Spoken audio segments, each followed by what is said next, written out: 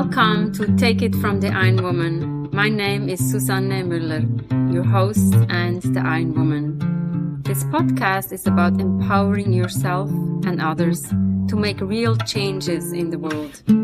You will hear from everyday, smart, sophisticated, hip people like you and me. Not everybody has to be an Ironwoman to impress the world. Together, we will learn from the sports and business leaders how you can become a more successful person as an entrepreneur or a leader.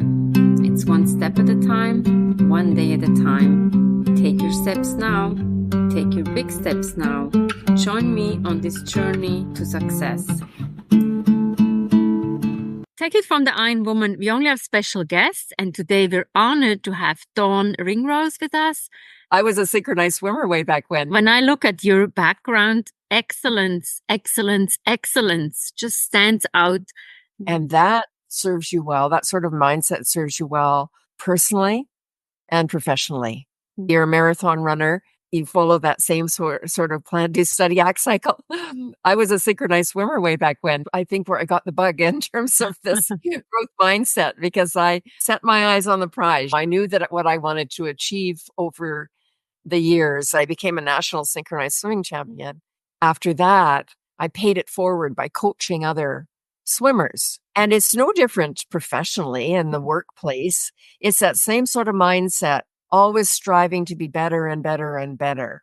And that serves us well. And that's some sort of thing that some of us have got that innately, I think almost, but others, you can train it or you can cultivate it in an organization by involving people in the journey and asking for their suggestions and ideas and including them in let's say, an assessment of the organization and soliciting their feedback and getting them to work on improvement initiatives.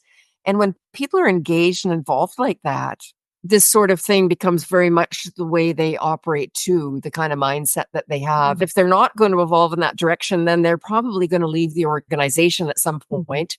It is probably better that they do work somewhere else. Mm-hmm.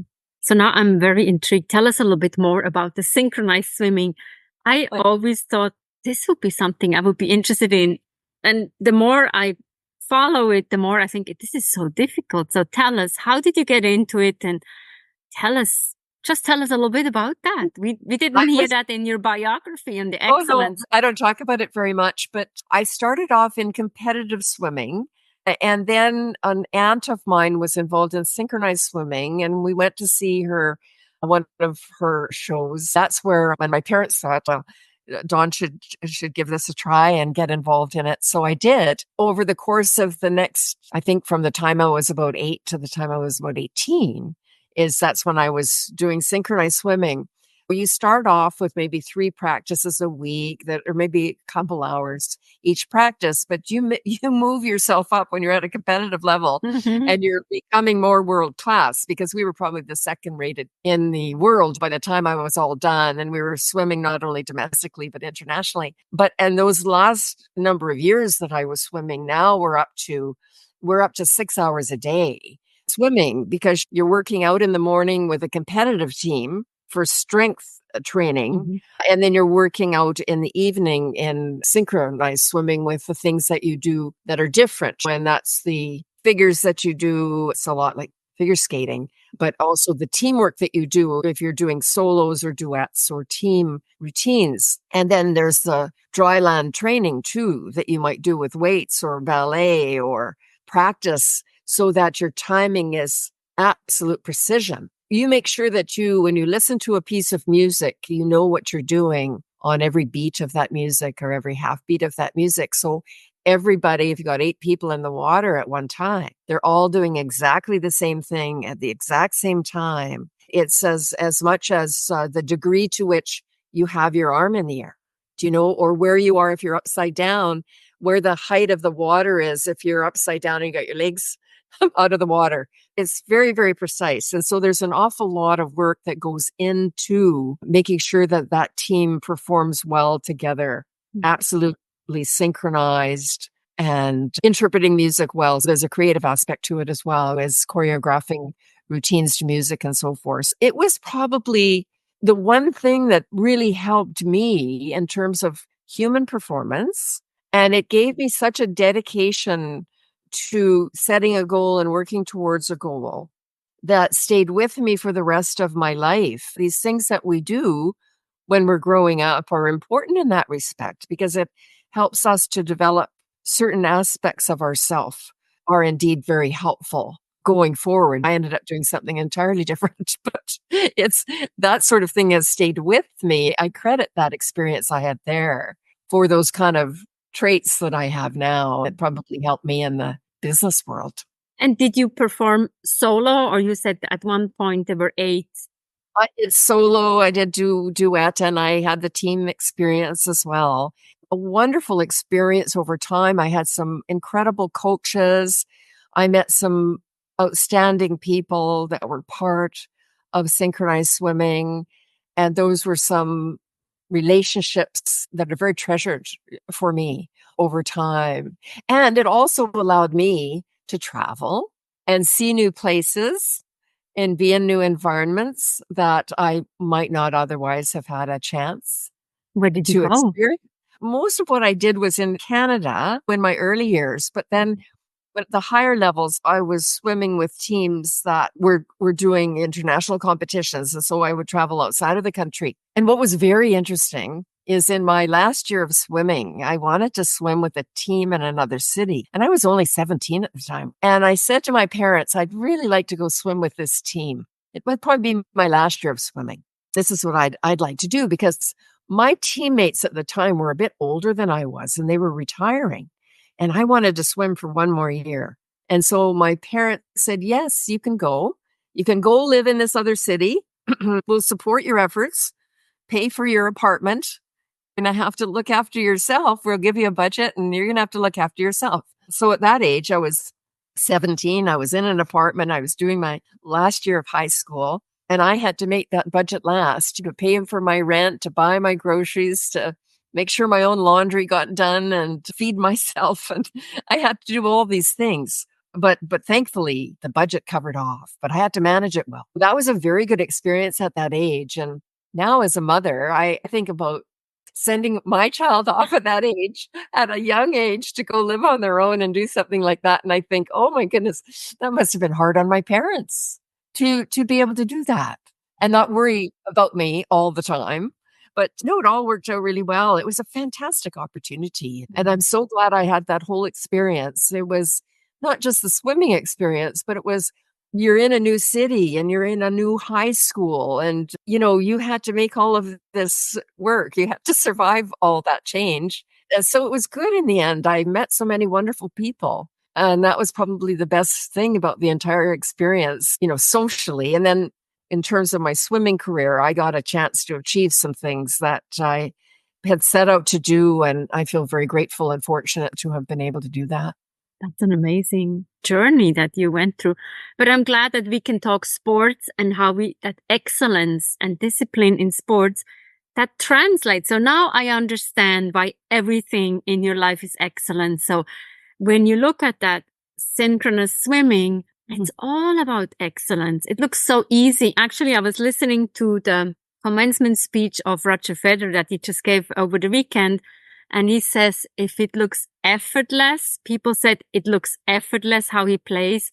He put a lot of work into it. That's exactly what people who want to be like leaders and top business people, they say, yeah, I'm the one.